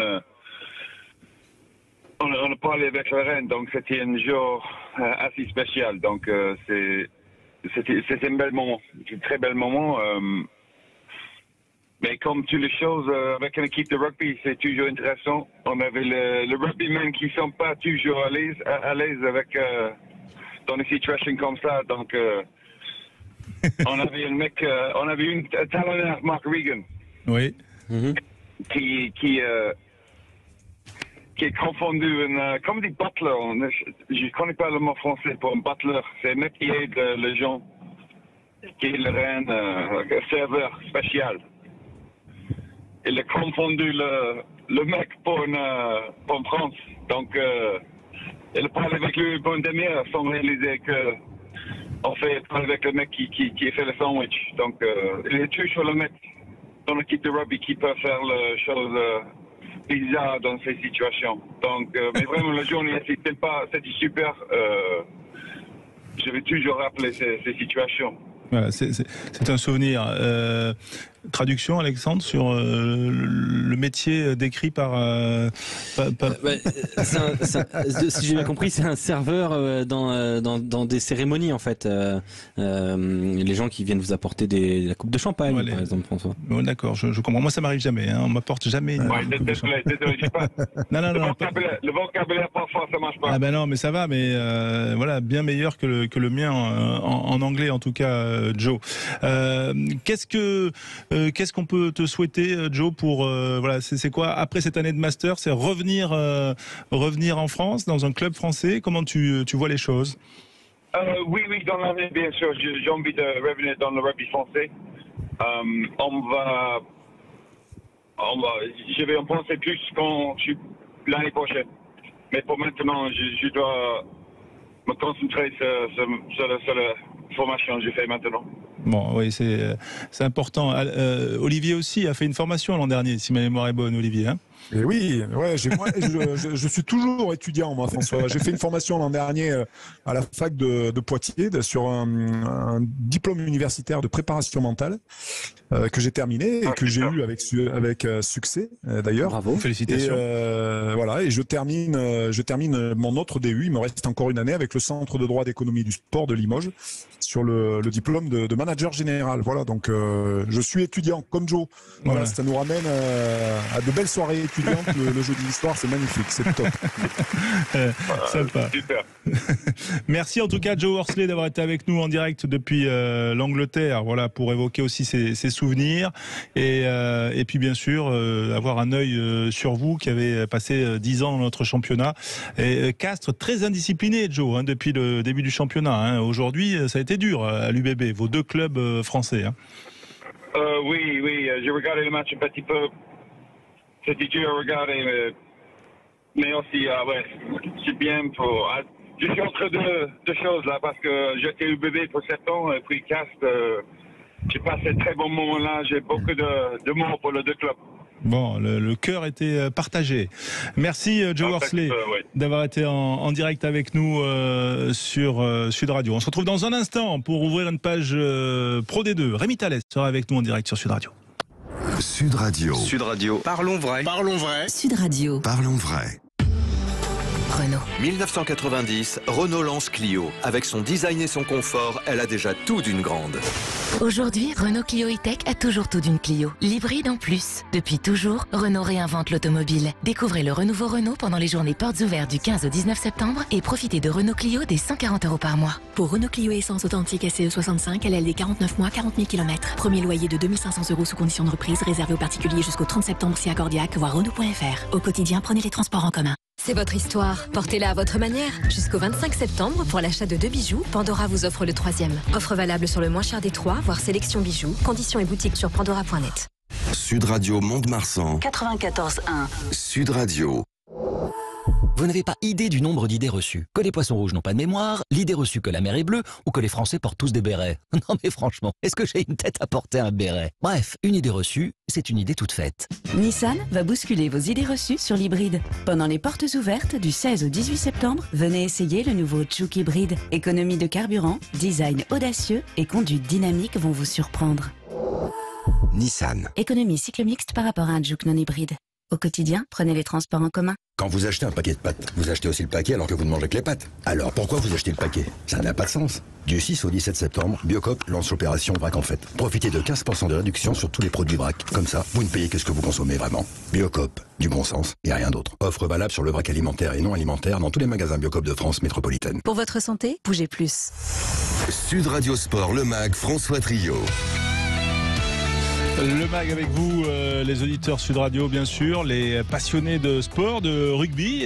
Voilà, on a essayé de couvrir l'actualité avec nos invités, nos consultants, Olivier Magne qui est là également, Alexandre Priam bien sûr, et après Joe Worsley.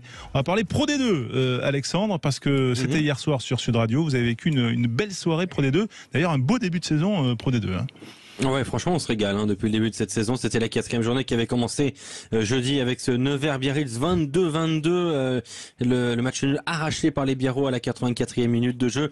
D'autres rencontres très serrées hier, notamment la victoire de Colomiers sur la pelouse d'Agen, 22-21. Le succès un peu moins serré, forcément, entre Grenoble et Rouen, 20-11 pour les Isérois. Aix-en-Provence a battu Soye-Angoulême 35-15. Victoire 43-33 de Béziers face à Montauban. 36-29 pour Aurillac face à Massy, 34-21 pour Vannes face à Carcassonne. Et c'était le match le plus attendu de ce début de saison. Réellement, c'était ce Mont-de-Marsan-Oyonnax qui a tenu ses promesses avec de magnifiques essais du côté du Stade André et Guy Boniface. 26-15. Ouais, et pour en parler, bien sûr, Rémi Thalès, l'un des entraîneurs du Stade Montois, qui nous fait l'amitié d'être avec nous en direct sur Sud Radio. Bonsoir Rémi. Bonsoir à tous. Merci d'être avec nous, je le disais. Victoire qui fait du bien, qui vous remet sur les rails. Voilà, c'était un test, vous l'aviez coché sur le calendrier. Coché, c'est vrai que quand on a vu le premier bloc, il était assez copieux, donc c'est vrai qu'on a vu qu'on avait repris la saison un peu tard suite à la saison dernière. C'est vrai que on avait pas mal de pression. Après, je vous avoue que la victoire à Biarritz le week-end d'avant nous a fait énormément de bien pour la confiance et l'appréhension de ce gros test face à Oyonnax. Mais bon, voilà, on savait que eux, ils arrivaient aussi pour se tester. Ils venaient avec la grosse équipe, donc voilà, c'était un véritable bon test et on est très content d'avoir gagné hier soir. Question bateau de journaliste, Rémi, mais je la pose. Est-ce que vous êtes leader là ce soir? Est-ce que ça y est, la blessure de la finale perdue contre Bayonne et on va dire la plaie cicatrisée là après ces deux victoires à Biarritz et contre Oyonnax? Non, elle n'est pas cicatrisée parce qu'elle a quand même été assez grosse, mais ce qu'il y a de positif, c'est en tout cas c'est que les garçons gardent un super état d'esprit, ont encore envie de revivre des moments comme ça en tout cas. Et voilà, c'est vrai qu'ils ont cette faculté à répondre présent d'entrée. Ils sont confrontés à deux désordres de la Pro D2, Biarritz et Oyonnax. Et c'est vrai que voilà, elle est pas, bon, la plaie n'est pas cicatrisée, mais en tout cas dans les têtes ça va beaucoup mieux. On avait vu la saison dernière Bayonne qui avait eu du mal, malgré son effectif, à repartir, même si ils ont toujours été dans le trio de tête ou quasiment. Est-ce que vous, ça a été le cas quand vous êtes revenu à l'entraînement pour remobiliser les troupes? Ça a été quoi la méthode, le discours que vous avez employé dans le staff montois? Non, mais que c'était une nouvelle histoire qui commençait, que maintenant on allait avoir forcément un statut à assumer, qu'on allait être attendu tous les week-ends, et que si on n'arrive pas à mettre les ingrédients nécessaires pour repartir de l'avant et garder je pense, cet état d'esprit que l'on avait l'an dernier, ça allait être compliqué. Et voilà, on a de la chance d'avoir un groupe fort. Les recrues qui sont arrivées nous ont fait du bien aussi. Il y a quand même, à part Léo Colli, quand même le groupe est assez stable, donc il y a une confiance qui s'est créée la saison dernière, et voilà, ça fait que dès le début de saison, on a su répondre présent. Alexandre Priam pour Rémi Thalès. La saison dernière, Rémi, vous avez parcouru la saison aussi avec des thèmes de séries, notamment, on se rappelle de la Casa des Papel et ce braquage du côté de Jean Daugé à l'Aviron. Voilà, il y avait des thèmes qui ont suivi les blocs de ce championnat de Pro D2. Est-ce qu'il y en aura encore cette année des thèmes, et quelle sera la thématique générale? Non, alors pour le moment, je vous avoue que les thèmes, on n'a pas commencé, parce que la Casa del Papel, elle avait marché à Bayonne, mais on a pris de plein fouet à la finale. Donc non, c'est quelque chose qui a marché l'année dernière. Pour le moment, on n'est pas reparti sur ça, mais voilà, avec le staff, on va peut-être réserver des surprises dans la saison, mais là aujourd'hui, en tout cas, on n'est pas reparti sur un thème précis. Olivier Magne, peut-être pour Rémi Thalès. Ouais, Rémi, c'est vrai qu'on a observé évidemment beaucoup de choses nouvelles l'an dernier, et c'est vrai que l'état d'esprit de l'équipe de Mont-de-Marsan l'an dernier avec la saison qui précédait était quand même vraiment différent. On voit que cette année, quand même, la Pro D2 se resserre beaucoup plus homogène. Est-ce que vous allez aborder, je dirais, par palier, ou alors par, je dirais, de manière un petit peu plus précise, certaines périodes dans la saison? Est-ce que vous allez toujours envoyer autant de jeux sur la saison, ou vous allez adapter un petit peu les choses? Je pense qu'on va forcément s'adapter. On sait que le rugby qu'on fait actuellement, et que ceux vers lesquels on tend et qu'on aime produire, voilà, sur les périodes d'hiver, c'est quand même plus compliqué à mettre en place, notamment chez nous, parce que voilà, les conditions du terrain font que c'est pas une surface rapide et qui est pas mal abîmée. Donc on est obligé de s'adapter à ça, mais bon, après, en tout cas, on tend vers un jeu de mouvement et de vitesse où on se régale dedans, et que les joueurs et le public prennent du plaisir. Justement, pour revenir là-dessus. Oui, Olivier, vas-y. Est-ce que Rémi, est-ce que à travers potentiellement la saison que vous pouvez réaliser cette année, même si vous avez perdu des joueurs de qualité, est-ce que votre ambition réelle est vraiment de monter en top 14, ou de bien tourner en Pro D2 et de faire du spectacle et d'amener du public au stade est suffisant pour cette équipe de Mont-de-Marsan? Te répondre aujourd'hui que l'objectif est la montée, ça serait présomptueux, et on en est loin de ça. On l'a vu l'an dernier, il faut faire preuve d'énormément d'humilité dans ce Pro D2. Forcément, oui, on a envie d'être dans le top 6, ça c'est sûr. Après, on a fait que 4 journées, on fait un bon début de saison, et voilà, mais c'est encore très long, et on préfère plutôt avancer bloc par bloc pour à chaque fois se situer, refixer des objectifs, et puis voilà, avancer toujours avec des objectifs à court terme. Est-ce que finalement l'an dernier, Rémi, avec un peu de recul, est-ce que finalement tout n'était pas trop parfait? Il y avait un style, tout le monde était unanime sur la qualité du jeu proposé par le Stade Montois. Il y avait également aussi les résultats. Il y avait un peu une sorte d'autoroute comme ça vers l'accession en top 14. Est-ce que ça vous a pas trompé, entre guillemets? C'est possible. C'est vrai que l'année dernière, toutes les planètes étaient alignées. On s'est régalé, il y avait tout qui fonctionnait. On a passé une année exceptionnelle. Malheureusement, à la fin, on n'a rien gagné. On n'a pas gagné le titre, on n'a pas gagné l'Access Match. Et donc c'est vrai que on a fini un peu sur une note frustrante par rapport à tout ce qu'on avait pu vivre, tout ce qu'on nous avait promis. Voilà, c'est vrai que tout le monde nous voyait en top 14. Alors peut-être qu'on s'y est vu avant inconsciemment avant de jouer la finale, sauf que sur le jour J, on est passé complètement au travers et les Bayonnais nous ont remis les pieds sur terre. Vous avez fait quand même les fêtes de la Madeleine, quand même, rassurez-nous. On a quand même été obligé de fêter la saison qu'on avait fait. Bah oui, voilà, c'était déjà pas mal. C'était pas le même goût, mais bon, on a quand même fêté. Bon, Alexandre, pardon. Du coup, est-ce que c'est dans ce sens-là qu'on peut analyser un petit peu le match d'hier, Rémi, où globalement la possession, si je me trompe pas, c'est vrai que les statistiques en premier lieu c'est pas évident à avoir, la possession me semblait quand même en faveur d'Oyonnax, mais vous avez eu ce côté tranchant dès les pertes de balles des joueurs de l'Ain pour marquer parfois de loin, on pense à Naïtouvi ou à Denardi. Est-ce que ce côté un peu tueur à partir de ballons perdus adverses, c'est pour aussi contrecarrer un petit peu ce qui vous arrivait la saison dernière dans la fin de saison justement? Ouais, c'est possible. Après, on l'avait dit, dans des matchs comme ça, de toute façon, les matchs, on savait que contre Oyonnax, ça allait être un match fermé, basé sur l'occupation et la pression. Et on savait que ça allait se jouer sur des petits détails, sur des ballons, des erreurs d'Oyonnax. Il fallait s'en nourrir et la moindre occasion, il fallait la mettre au fond. C'est ce qu'on a réussi à très bien faire en première mi-temps. Je pense qu'en seconde mi-temps, on loupe 2-3 essais où on fait des magnifiques actions, mais sauf que sur le dernier geste, on fait ou en avant ou on fait pas la passe.